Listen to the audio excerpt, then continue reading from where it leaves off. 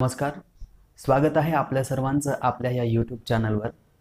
या ठिकाणी आपण महापरीक्षा पोर्टलतर्फे घेण्यात येणाऱ्या ज्या काही प्रश्नपत्रिका आहेत किंवा यापूर्वी महापरीक्षा पोर्टलने घेतलेल्या ज्या एक्झाम्स आहेत त्या एक्झाम्समध्ये इंग्लिश ग्रामरचे जे काही क्वेश्चन्स आतापर्यंत विचारण्यात आलेले आहे त्या प्रश्नांचं ॲनालिसिस आपण या ठिकाणी करणार आहोत.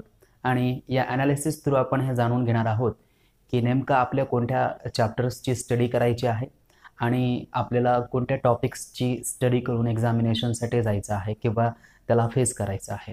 कोणतेही एक्झाम देत असताना त्याचा सिलेबस आपल्याला फक्त माहीत असणं महत्त्वाचं नाही, तर त्या सिलेबसमध्ये येणारे क्वेश्चनचे पॅटर्न्स काय आहेत ते सुद्धा आपल्याला माहिती असलं पाहिजे, तर आपण अशा परीक्षांमध्ये सफल होऊ शकतो. म्हणून आपण या ठिकाणी सविस्तर चर्चा करणार आहोत क्वेश्चनच्या पॅटर्नवर, क्वेश्चनच्या डिफिकल्टी लेवलवर, क्वेश्चनच्या टॉपिकवर, क्वेश्चनच्या सब टॉपिकवर आणि क्वेश्चन कसा डिझाईन करण्यात आलेला आहे आणि त्याचे ऑप्शन्सचं टेक्निक काय आहे हे सर्व आपण या व्हिडिओमध्ये बघणार आहोत. यापूर्वीसुद्धा आपण या प्रश्नांचं ॲनालिसिस केलेलं आहे, तर त्या प्रश्नांचं ॲनालिसिस बघण्यासाठी आपण आमचा मागचा व्हिडिओ बघू शकतात. मेगा भरती, महापरीक्षा, तलाठी आणि इतर सरळ सेवा परीक्षांसाठी आणि even MPSC, PSI, STI, ASO मेन्सच्या एक्झामिनेशनसाठी आपण हे चॅनल सुरू केलेले आहेत.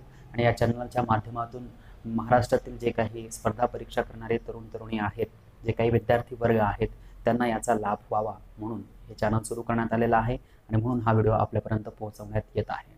परंतु सर्व काही यूट्यूबवर देणं शक्य नाही, त्यामुळे आम्ही आमचा एक कंप्लीट ऑनलाईन कोर्स तयार केलेला आहे, ज्याच्यामध्ये complete chapter to chapter, topic to topic, sub topic to sub topic, rules to rules and concept to concept सर्व काही गोष्टी 100 व्हिडिओजमध्ये आम्ही ऑलरेडी सेव्ह करून 100 व्हिडिओज तयार केलेले आहेत. आणि 100 व्हिडिओचा असा हा परिपूर्ण कोर्स आम्ही एका ॲप्लिकेशन थ्रू सर्वांना प्रोव्हाइड करत आहोत, की जो एक पेड कोर्स आहे. म्हणून जे मेगा भरती किंवा महापरीक्षेची तयारी करत असतील त्या विद्यार्थ्यांसाठी आमचा हा कोर्स अत्यंत उपयुक्त आहे. आणि याच्यामध्ये आपण सर्वच कन्सेप्ट घेतलेले आहेत, जे महापरीक्षा, मेगा भरती, MPSC, PSI, STI, ASO मेन्सच्या एक्झामिनेशनसाठी खूप खूप महत्त्वाचे आहेत. चला तर मग आपण आजच्या व्हिडिओला सुरुवात करूया. आजचा पहिला प्रश्न आपल्यासमोर आहे टेन्सचा, परंतु त्याच्यामध्ये बघा पंक्च्युएशनसुद्धा यूज केलेला आहे.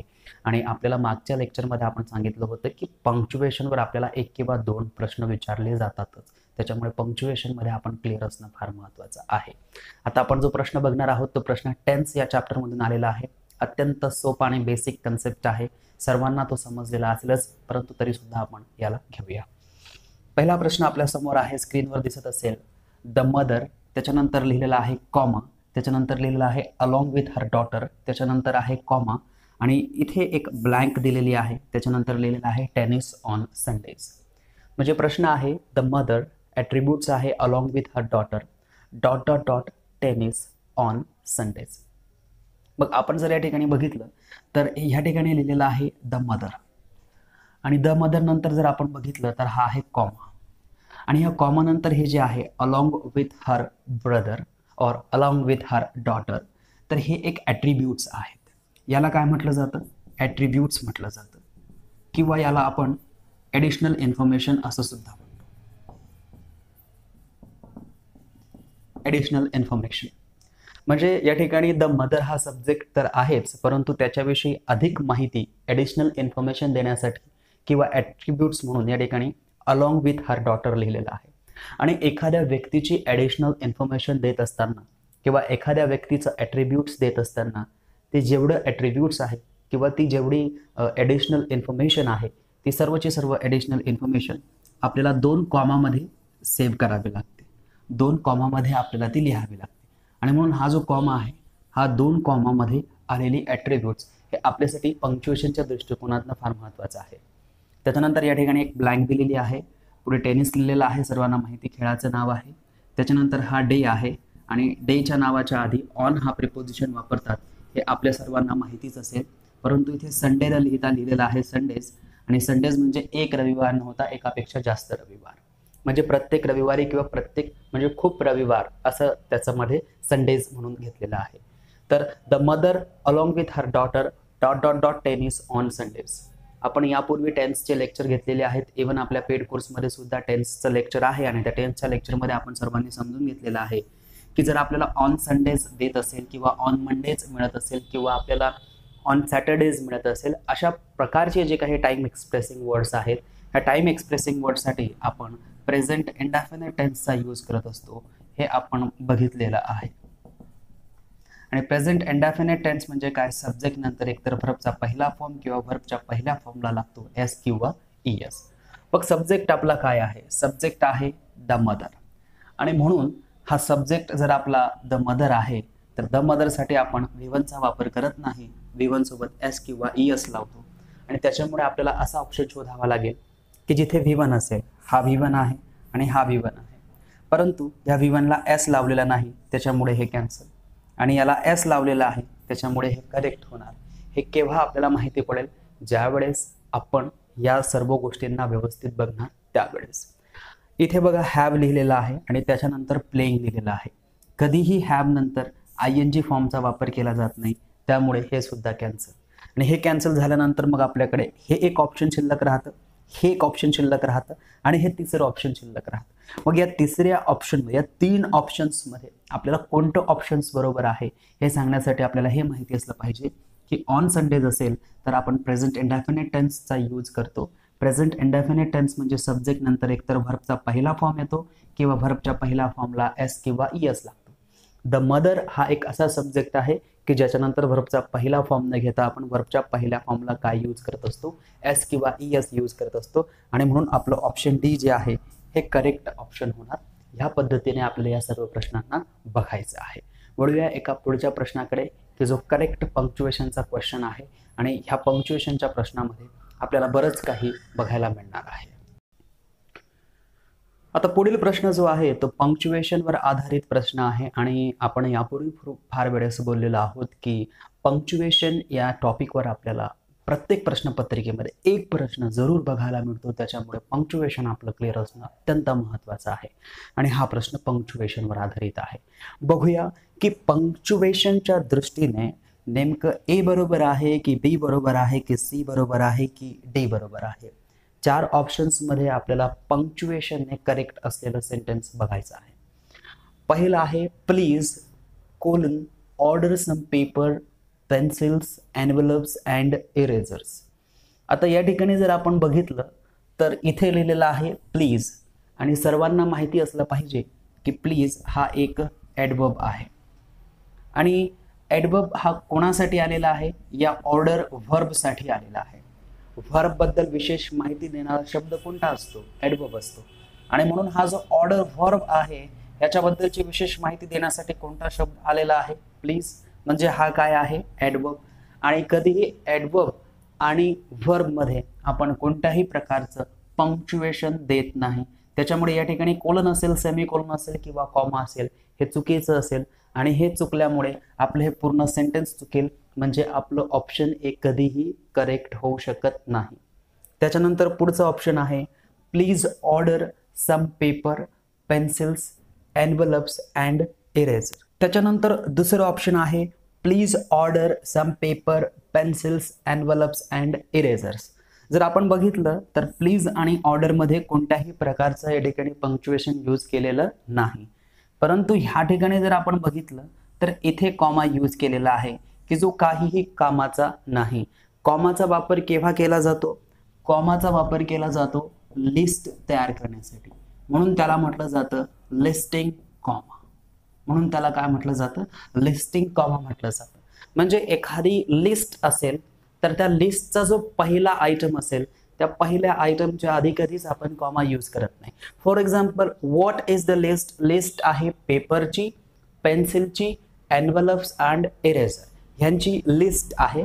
आणि ह्या लिस्टमध्ये फर्स्ट पोझिशनवर पहिल्या क्रमांकावर कोण आहे, सम पेपर. आणि त्याच्यामुळे आपण या पहिल्या लिस्टच्या पहिल्या आयटमच्या आधी आपण कोणताही कॉमा यूज करत नाही.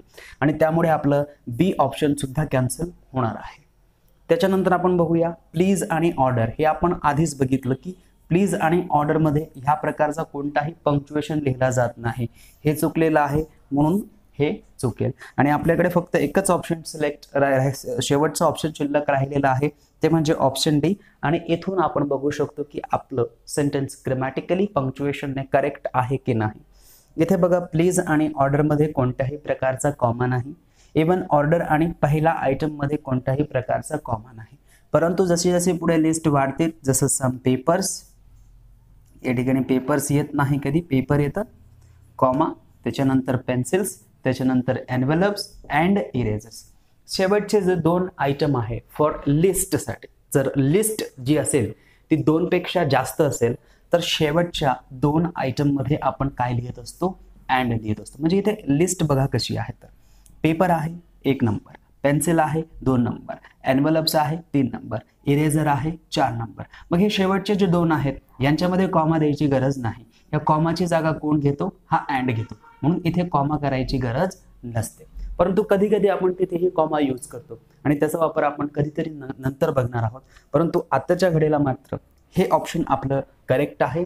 आणि अशाच पद्धतीने आपल्याला पंक्च्युएशनचे जे इतर काही सेंटेन्सेस आहेत ते बघायचे आहेत. काल म्हणजे 3 मार्च 2019 आपण एक ऑनलाईन टेस्ट घेतली, तसं आपण दररोज ऑनलाईन टेस्ट घेत असतो. आपण कालची जी ऑनलाईन टेस्ट घेतलेली आहे 3 मार्च 2019ला, त्याच्यामध्ये सर्वचे सर्व प्रश्न आपण पंक्च्युएशनचे घेतलेले होते आणि ती टेस्ट आपण सर्वांनी सॉल्व्ह करायची आहे. तलाठी टेस्ट नंबर 33 आपल्या टेलिग्राम चॅनलवरती उपलब्ध आहे. खाली नंबर्स आहेत, त्या नंबर्सवर आपण कॉन्टॅक्ट करू शकतात, म्हणजे मेसेजेस करू शकतात की ती टेस्ट जी आहे त्या टेस्टसाठी आम्हाला एनरोल करा. सो ह्या पद्धतीने हे पंक्च्युएशनचे प्रश्न आहेत. या पंक्च्युएशनच्या प्रश्नांना आपल्याला व्यवस्थित बघायचं आहे. वळूया पुढच्या प्रश्नाकडे. आता हा जो पुढचा प्रश्न विचारलेला आहे हा प्रश्न नाऊन या चॅप्टरवर डिपेंड करतो आणि नाऊन या चॅप्टरमधील जो टॉपिक आहे प्रॉपर नाऊन, या प्रॉपर नाऊनवर आधारित हा प्रश्न विचारण्यात आलेला आहे. मग या ठिकाणी आपल्याला विचारलेलं आहे की ह्या सेंटेन्समध्ये कोणकोणते शब्द जे आहेत ती प्रॉपर नाऊन आहेत. मग सेंटेन्स काय आहे, mister Kuku caught the plane to Boston via Frankfurt. Mister Kuku caught the plane to Boston via Frankfurt. एक छोटीशी कन्सेप्ट आपल्याला, रूल आपल्याला माहिती असला पाहिजे की प्रॉपर नाऊन जे असतं, जे प्रॉपर नाऊन असतं ते नेहमी कोणत्या लेटरमध्ये लिहिलं जातं, कॅपिटल लेटरमध्ये लिहिलं जातं. कोणतंही प्रॉपर नाऊन कधीही कोणत्या लेटरने सुरुवात होते, कॅपिटल लेटरने सुरुवात होते. आणि त्यामुळे आपण बघू शकतो की इथे कोणकोणते शब्द आहेत जे कॅपिटल लेटरने सुरू झालेले आहेत. पहिला जो शब्द आहे कुकू हा कॅपिटल लेटरने आहे. Caught the plane to Boston, Boston जे आहे बघा या ठिकाणी कॅपिटल बी आहे. त्याच्यानंतर फ्रँकफर्ट हा सुद्धा कॅपिटल एफ आहे. म्हणजे किती नावं मिळत आहेत आपल्याला, पहिला मिळतंय कुकू, दुसरा मिळतंय बोस्टन आणि तिसरा मिळतंय फ्रँकफर्ट. म्हणजे हे तिघं कोणते नाउन्स आहेत, प्रॉपर नाउन्स आहेत आणि त्यामुळे हे तिघं ज्या ऑप्शन्समध्ये आपल्याला मिळतील ते आपलं राईट ऑप्शन होईल. या ठिकाणी बोस्टन आहे, फ्रँकफर्ट आहे, परंतु तिसरं नाही आहे ते म्हणजे कुकू. हे ऑप्शन कॅन्सल होणार. पुढचं ऑप्शन आहे प्लेन, बोस्टन, फ्रँकफर्ट. इथे प्लेन जर आपण बघितला तर प्लेन हा कोणत्या लेटरमध्ये आहे, स्मॉल लेटरमध्ये आहे. म्हणजे हे चुकलेलं आहे, म्हणजे हे ऑप्शन आपलं कधीही होणार नाही. त्याच्यानंतर आहे कुकू, बोस्टन आणि फ्रँकफर्ट. हे तिघं नावं आहेत, कुकू, बोस्टन आणि फ्रँकफर्ट. म्हणून आपलं हे ऑप्शन बरोबर होईल. आणि कुकू, प्लेन, बोस्टन, फ्रँकफर्ट. प्लेन तर आपलं कधीच प्रॉपर नाऊन नाही आहे, त्यामुळे आपण हे ऑप्शन कॅन्सल करणार आणि आपल्याला करेक्ट ऑप्शन मिळालेला आहे ऑप्शन सी. तर ह्या पद्धतीने आपण ह्या सर्व प्रश्नांना सॉल्व्ह करू शकतो. वळूया पुढच्या प्रश्नाकडे. पुढचा प्रश्न पुन्हा एकदा पंक्च्युएशनवर आपल्याला विचारलेला आहे आणि हा प्रश्न खूप महत्त्वाचा आहे. याच्या आधीचा सुद्धा प्रश्न हा पंक्च्युएशनशी रिलेटेड होता. त्याच्या आधीचा एक प्रश्न टेन्स बघितला, परंतु त्याच्यामध्ये सुद्धा पंक्च्युएशन थोड्याफार पद्धतीने यूज केलेलं होतं. हा सुद्धा एक प्रश्न आहे की जो एकाच पेपरमध्ये आहे, म्हणजे एकाच शिफ्टच्या एकाच पेपरमध्ये हा तिसरा प्रश्न आपल्याला पंक्च्युएशनचा दिसतो आहे. यामुळे पंक्च्युएशनला किती महत्त्व आहे हे आपल्याला कळलं पाहिजे आणि पंक्च्युएशन आपले नेहमी क्लिअर असले पाहिजे. पंक्च्युएशनचे कन्सेप्ट सुद्धा आपले क्लिअर असले पाहिजेत आणि हे सर्व कन्सेप्ट क्लिअर करण्यासाठी आपण आमचा ऑनलाईन कोर्स जो आहे त्या ऑनलाईन कोर्सला ॲडमिशन घेऊ शकतात आणि प्रत्येक टॉपिकचे प्रत्येक कन्सेप्ट आपण एक्झामिनेशनच्या आधी क्लिअर करू शकतात, जेणेकरून इंग्रजी व्याकरण या विषयामध्ये आपल्याला जास्तीत जास्त मार्क्स मिळतील. चला आपण बघूया आपला सेंटेन्स काय आहे. सेंटेन्समध्ये लिहिलेलं आहे Andrew the sales manager was sick. हा ऑप्शन ए आहे, हा ऑप्शन बी आहे, हा सी आहे आणि हा ऑप्शन डी आहे. या 4 ऑप्शन्समध्ये आपल्याला चेक करायचं आहे की कोणत्या ऑप्शन्समध्ये लिहिलेलं सेंटेन्स हे पंक्च्युएशनच्या दृष्टीने करेक्ट आहे. मग आपण जर या ठिकाणी बघितलं तर अँड्र्यू लिहिलेलं आहे, म्हणजे हे एक प्रॉपर नाऊन आहे. आणि अँड्र्यू बद्दल जर आपण बघितलं, द सेल्स मॅनेजर, की जो कोण आहे, सेल्स मॅनेजर आहे. मग हे जे सेल्स मॅनेजर आहे, हे सेल्स मॅनेजर या अँड्र्यू विषयी काय करते, आपल्याला ऍडिशनल इन्फॉर्मेशन देत आहे. आणि हे आपण मागे सुद्धा बघितलेलं आहे. प्रत्येक सेंटेन्स मध्ये अँड्र्यू लिहिलेला आहे आणि प्रत्येक सेंटेन्स मध्ये द सेल्स मॅनेजर लिहिलेला आहे. तर प्रत्येक सेंटेन्स मध्ये अँड्र्यू बद्दल द सेल्स मॅनेजर जे लिहिलेलं आहे ते त्याच्याबद्दलची ऍडिशनल इन्फॉर्मेशन देत आहे. आणि ऍडिशनल इन्फॉर्मेशन जर देत असेल तर आपण काय बघितलेलं आहे की what ever the additional information is, कोणतीही ऍडिशनल इन्फॉर्मेशन असेल तर तिला कुठे लिहिलं जातं, 2 कॉमामध्ये पॅक केलं जातं या पद्धतीने. मग आपण बघू शकतो की द सेल्स मॅनेजर या ठिकाणी कॉमामध्ये पॅक केलेला आहे का, शेवटी कॉमा आहे, परंतु इथे कॉमा आहे का, नाही. मग इथे कॉमा नाही म्हणून हे चुकलेलं आहे, म्हणजे हे ऑप्शन पंक्च्युएशनच्या दृष्टिकोनातून बरोबर नाही. सेकंड आपण बघू शकतो अँड्र्यू आणि त्याच्याबद्दल दिलेलं आहे द सेल्स मॅनेजर. म्हणजे द सेल्स मॅनेजर काय आहे, ऍडिशनल इन्फॉर्मेशन. ऍडिशनल इन्फॉर्मेशन कशामध्ये असली पाहिजे, 2 कॉमामध्ये असली पाहिजे. इथे कॉमा आहे का, इथे आहे, इथे आहे का, इथे नाही, म्हणून आता हे सुद्धा ऑप्शन काय होणार, कॅन्सल होणार. त्याच्यानंतर पुढचं ऑप्शन बघूया, Andrew the sales manager was sick. Andrew बद्दल लिहिलेलं आहे द सेल्स मॅनेजर, ही एक ऍडिशनल इन्फॉर्मेशन आहे. आणि ऍडिशनल इन्फॉर्मेशन जी आहे ही ऍडिशनल इन्फॉर्मेशन कशामध्ये असली पाहिजे, 2 कॉमांमध्ये. इथे कॉमा आहे का, नाही, इथे कॉमा आहे का, नाही. म्हणजे हे सेंटेन्स बरोबर आहे की चुकीचं आहे, चुकीचं आहे. इथे बघूया, the sales manager, sorry it is manager, the sales manager, त्याच्या आधी काय आहे, कॉमा, त्याच्यानंतर सुद्धा काय आहे, कॉमा. म्हणजे ऍडिशनल इन्फॉर्मेशन 2 कॉमामध्ये आपल्याला दिसते. आणि असंही पहिले 3 ऑप्शन कॅन्सलच झालेली आहेत, तर मग शेवटचं ऑप्शन डी बरोबर होईल. परंतु ते बरोबर होईल कशामुळे, कारण हे अँड्र्यू लिहिलेलं आहे, याच्याबद्दलची इन्फॉर्मेशन द सेल्स मॅनेजर आहे. आणि जी ऍडिशनल इन्फॉर्मेशन आहे ती कशामध्ये लिहिली जाते, 2 कॉमांमध्ये लिहिली जाते. पुढे आपला व्हर्ब कंटिन्यू होतो आणि पुढे आल्यानंतर या ठिकाणी आपल्याला हे फुल स्टॉप पण दिसतंय. म्हणजेच आपण म्हणू शकतो की आपलं करेक्ट सेंटेन्स जे आहे, करेक्ट ऑप्शन जे आहे ते आहे ऑप्शन डी. तर ह्या पद्धतीने हे सर्व पंक्च्युएशनचे नियम आहेत. कालचा जो आपण ऑनलाईन टेस्ट घेतलेला आहे त्याच्यामध्ये अशा पद्धतीने प्रश्न आपण नमूद केले होते. त्या प्रश्नांना आपण जर सॉल्व्ह केलं तर आपल्याला कळेल की नेमकं आपल्याला कुठे काम करायचं आहे. वळूया पुढच्या प्रश्नात.